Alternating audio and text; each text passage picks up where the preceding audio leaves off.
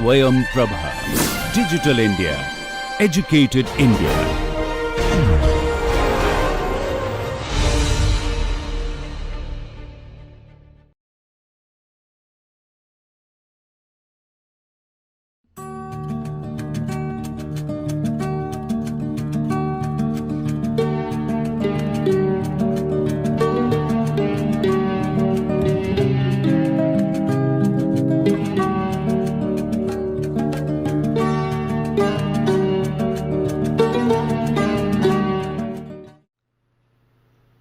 Welcome back. In lecture 7, we will complete the theoretical foundations that we started in the previous lecture.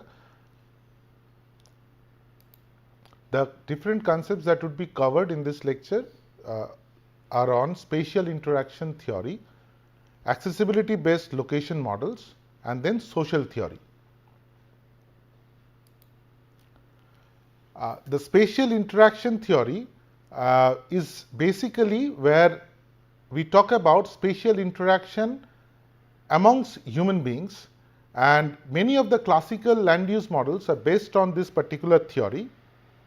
And it says that human activities require spatial interactions, or we can also call them trips, to cover the distance between the different activity locations, and that is what spatial interaction is all about.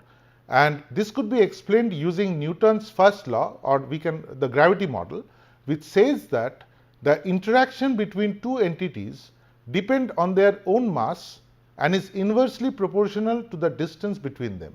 So this is a departure from the location theory, which was only focused on determining transportation cost, and also from the bid rent theory, because it was talking about the rent that could be a farm would pay because of the distances and because of its distance from the center and so on. So here in Newton's gravity model, it says that the amount of interaction between two entities not only depends on the distance, which is inversely related of course, but it also depends on their own mass. That means that depends on the size of those two particular entities. So this concept has been applied in studies of migration by Ravenstein and trade by Rayleigh in long back, and we can say that in case of migration, bigger cities attract more migrants as per the law of the gravity, that it depends on the own mass. So bigger mass, bigger would be the migration. And also migration increases when the distance between two areas reduce. That means if the rural area is very near to the city, there will be more migration. So because distance is inversely related with the amount of interaction. While the gravity model was the first spatial interaction model, this spatial interaction model could be also transformed into a location model. And this location model is where, and the work by Alan Wilson in his entropy maximization model, actually a gravity model was given a formulation like a location model. Or he said that 4 types of urban spatial interaction are possible. And for example, there could be a unconstrained model where households are without any fixed residences and jobs. There could be a production constraint model where jobs are not fixed. There could be attraction constraint models where households are searching for residences, and there could be a doubly constraint model which is similar to transportation models with fixed origin and destination. Now basically here, what in the entropy maximization model, Wilson introduced a balancing factor in addition to the normal gravity model equation, and there we can see. So in a normal gravity model, we can see only this part. That means there is origin or there is destination. That means number of, the size of the origin, the size of the destinations, and then total, the Cij is the cost or impedance for travel between these two destinations to these 2 points, and it is not taken directly. We take exponential of the distance, and we take and because it is inversely related, so that's why a negative sign is there, and beta is a parameter indicating the sensitivity to the travel time or travel cost. So beta is the parameter which we actually can calibrate or change to fit the models. And here you can see this a new part, this AI is introduced, which is the balancing factor, which ensures that total trips equals OI, that is summation of Tij is equal to OI. Now OI are trips generated by total number of trips generated by I, or we can say total number of residences that are there in I, that is we can say Dj are the trips attracted by I, which could means that Dj is the number of jobs that are there. So that so in that way we can also say that if I fix Tij, that means if I know Tij, I could also predict the total, the locations of the number of jobs originating, number of trips originating, and number of trips going to a particular zone. We can also predict OI and Dj as well. So that is how the location could be predicted using this spatial interaction model as well. So in a doubly constrained model where we have both the origin and the destination, we know it is there is in that case automatically what it takes the form of a gravity model. So that means we have a fixed origin, we have a fixed destination. Based on the number of jobs available in the destination, number of trips originating from a particular area, we can determine what is the total number of trips in between this origin and destination.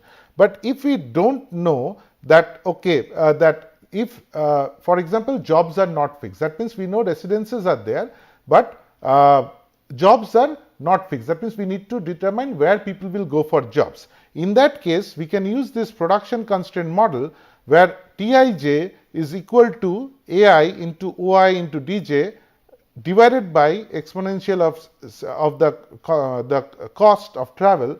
So that basically actually helps us to determine total amount of trips that is going from within these two zones, and we can also determine the probability Pij and using the balancing factor, and we can predict that probability of a trip that goes from I to j is this particular value. So we can see that this is we can also predict the location. If we know that a particular number of trips that are traveling from one zone to another, we can also iterate and see that, okay, what sort of distribution of Dj will actually support this if I know Oi.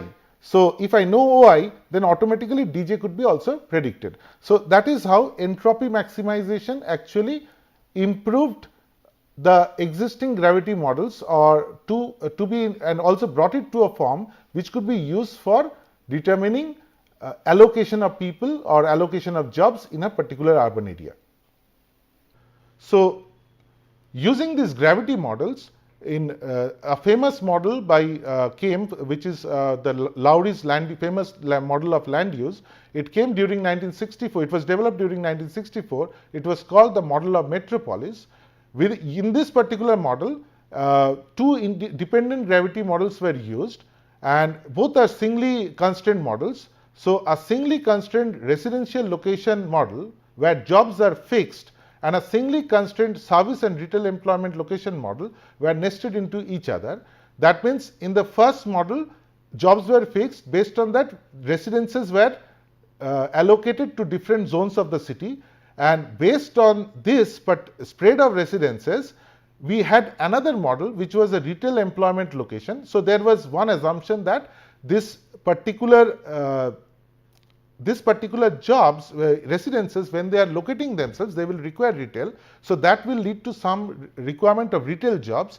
And when retail jobs are there in certain certain zones of a city, then how will their employment, or the people who will be employed in those particular retail, how they will be spread across the city. So when this happened, so this is the first iteration. In the next iteration again, we have a new number of residences, and based on that, some new amount of retail would be required. So this was iterated till the entire system got balanced. So in Lowry's model of metropolis, it considers both generation and allocation of activities.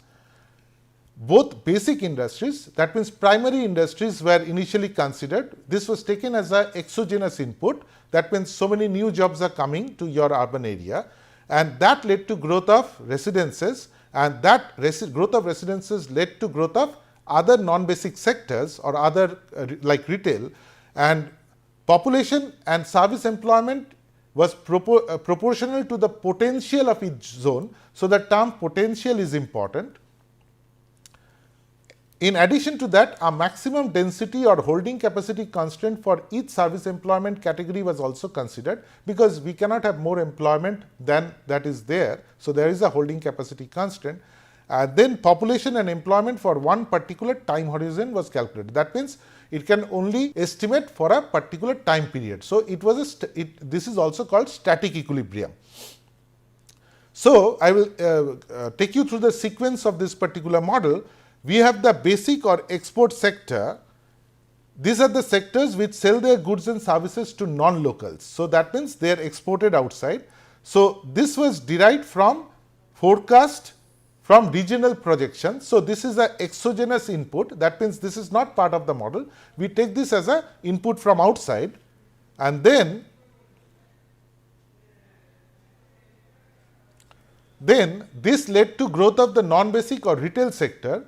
That means this sector actually sell their goods and services to locals, and size and location are determined by size and location of the population, and this includes also government, schools. Those also could be considered as, they are not retail, but they are also the non-basic sectors. And then these are endogenous to the system, that means these are not exogenous, and this could be determined by the model. And then of course, there is the household sector, which size is determined by the number of employment opportunities, which includes both basic and non-basic. That means from basic jobs, there are certain number of employments that is resulting in, and then when the non-basic jobs came out because of this employment, another set of residences came in supporting these non-basic jobs, and this keeps on iterating, and location is determined by accessibility and particularly to employment. So, these are the currently operational land use models such as EMI-Plan, TRANUS, PICAS. These are big land use transportation modeling systems. This currently use this particular concept of allocation, and use the same formulation similar to this Lowry's basic model, and this follows the spatial allocation theory, and we will explain this Lowry's model in detail in the next lecture.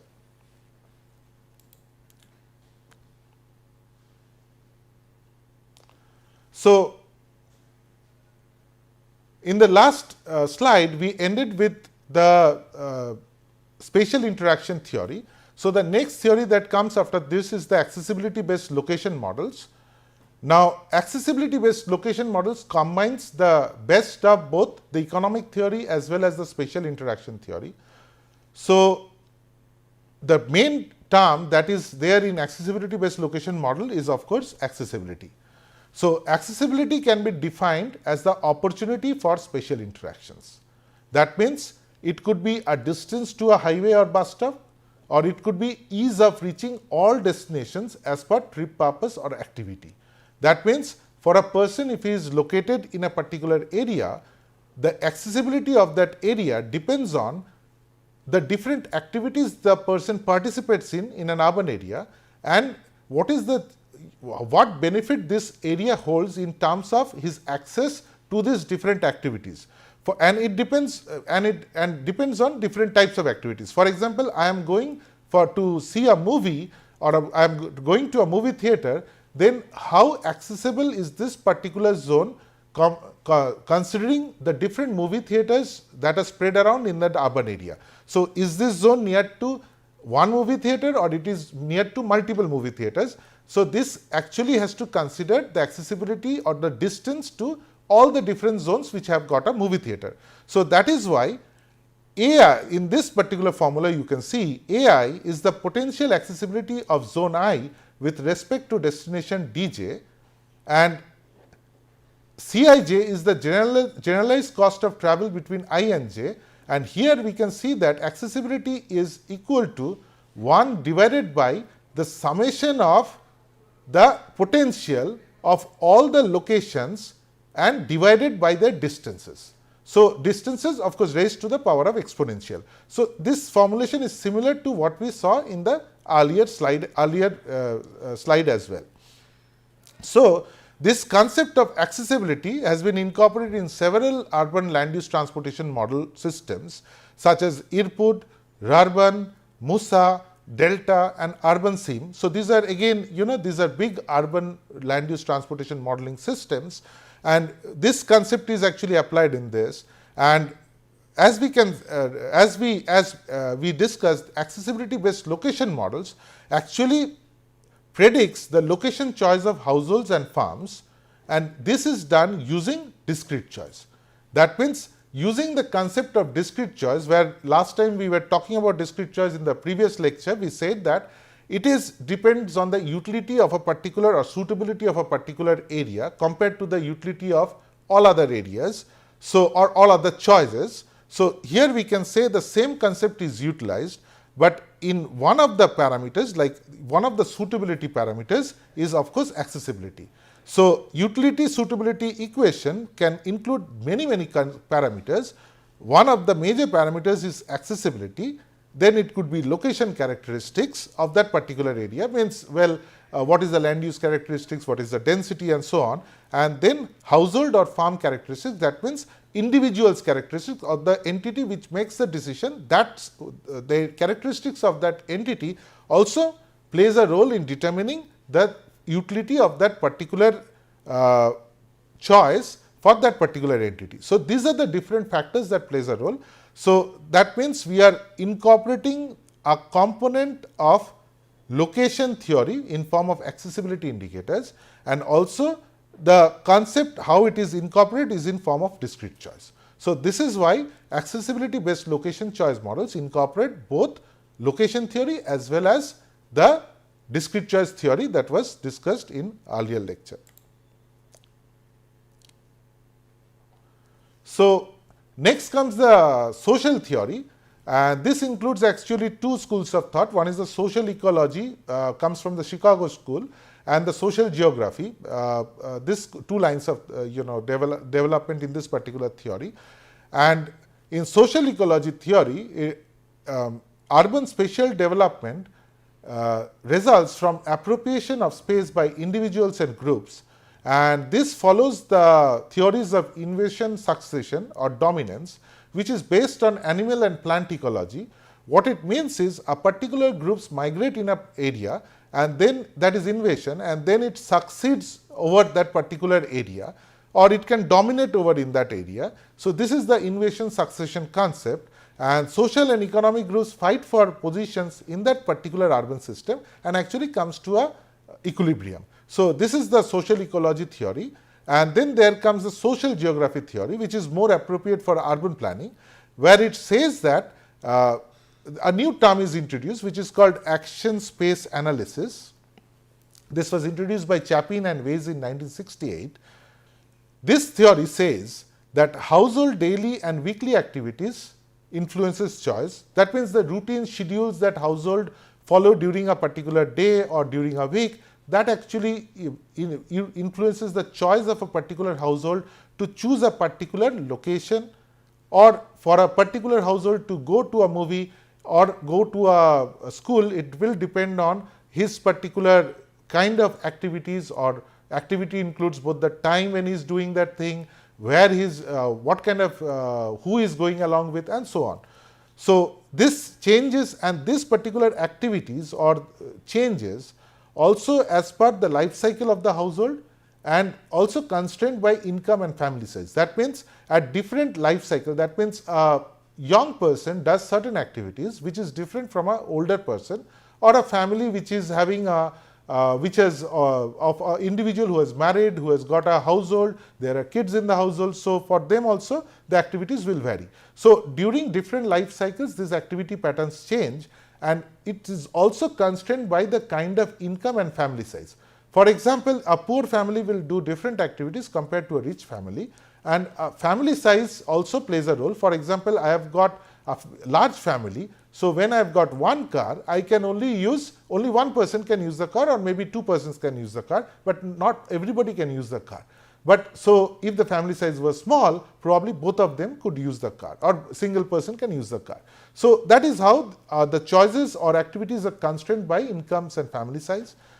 And distance to different chosen activities define the desired mix of accessibilities and the probable location of housing, workplace and shopping. That means if I choose to go to a school somewhere, so that particular activity will decide on where I should locate, or if I am walking at a particular location, this influences my choice, and that means my desired accessibility for a particular location is dependent on my choice of workplace, housing and so on. So all these things play a role, and so we can conclude by saying that socio-economic group-specific activity patterns lead to specific spatiotemporal behavior and hence shape spatial organization. That means the different socio-economic groups and their different activity patterns, that actually leads to different kinds of spatiotemporal behavior, and that actually this spatiotemporal behavior on the other hand influences the spatial organization of cities.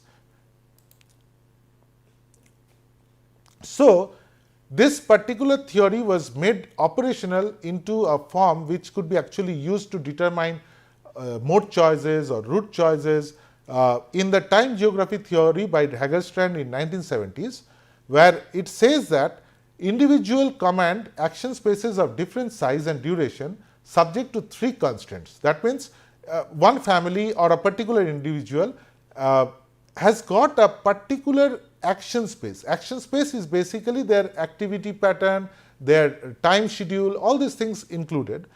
So this could be explained using a 3D space-time model, where space is represented by two-dimensional plane. For example, this is the urban space and this is time.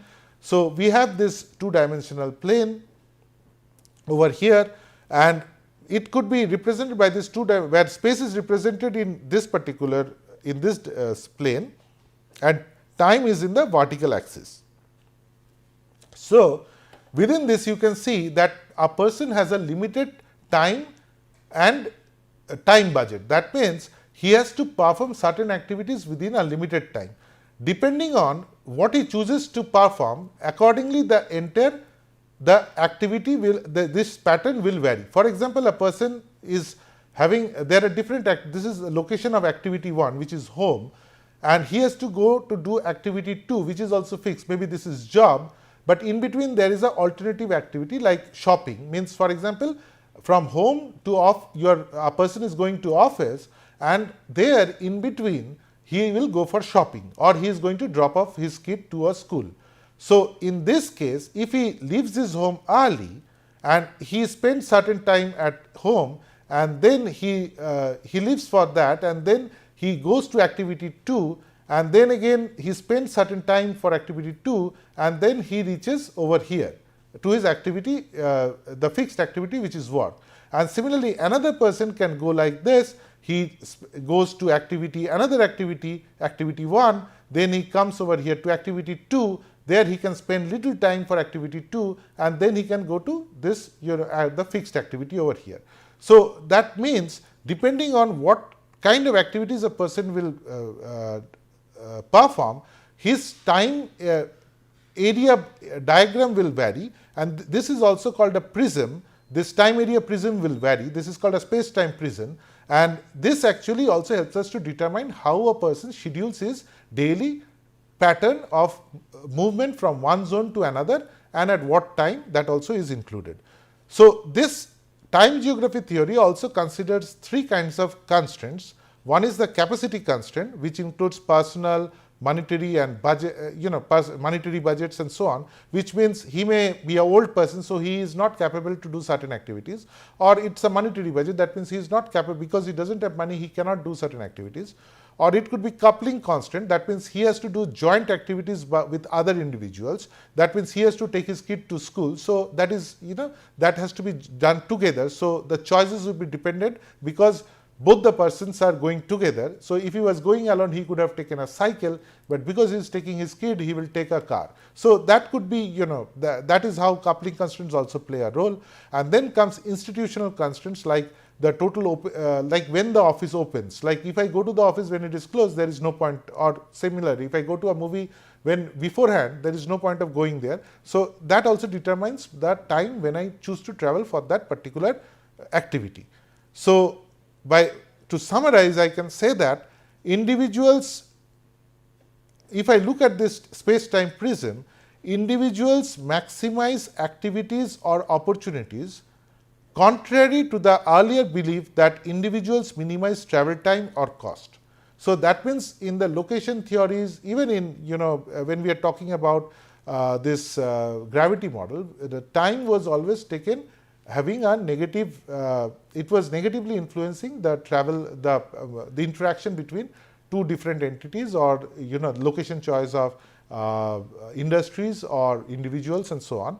But here it talks about that it's not, we are not trying to minimize the travel time or cost, but we are trying to maximize the kind of activities or opportunities that comes in, that a person can undertake in a particular day or a particular week, depending on what scale we are talking about. So that means the focus is on activities or opportunities and not on the travel time. So that means if I can maximize the number of activities, that then time doesn't play much role. So this is the time geography theory, and this is a departure from the earlier models, and this theory is the basis of activity-based models of land use transportation models, which are currently being developed. So this is a totally departure from the previous models, but so more or less these are the three theories, but this theory is still under this activity-based models are still under development. So our course will mostly focus on the previous two theories during the different models that we will build.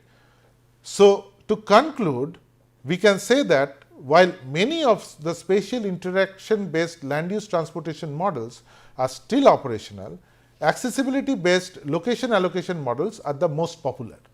So accessibility-based location allocation models are mostly because they cover both accessibility as well as the location theories to certain extent, and also the economic as well as the gravity model to certain extent. That's why they are the most popular, and they are more robust also. So because this models also allows much more flexibility in terms of policy analysis, and also allows us to incorporate the heterogeneity in terms of population characteristics. And in recent years, social theory based models, also known as activity based models, are also gaining popularity. So that is how these different theories actually influence different land use transportation models, or the structure of land use transportation models in urban areas. Thank you.